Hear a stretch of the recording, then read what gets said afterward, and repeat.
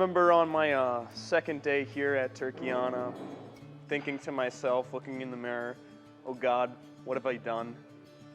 But the doctors shaved down my teeth for veneers, and I did not look great, and I thought I made a mistake. Now, I feel relieved.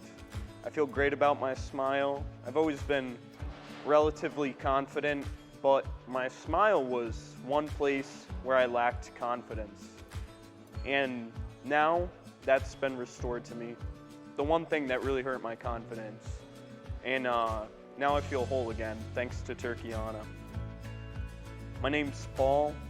I'm from the US, Rhode Island to be specific. And I just found Turkeyana on the internet. I got a quote from my dental office for an implant.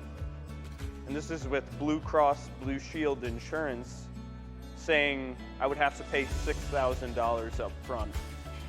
I knew that was ridiculous. So I started looking into dental clinics in Turkey. I always wanted to visit Istanbul for a variety of reasons. And I came across Turkeyana, which had great reviews across the board, across multiple websites in the US who are looking for a more affordable option. The professionalism here is incredible, although I encourage people from abroad to learn at least a little bit of Turkish when coming here.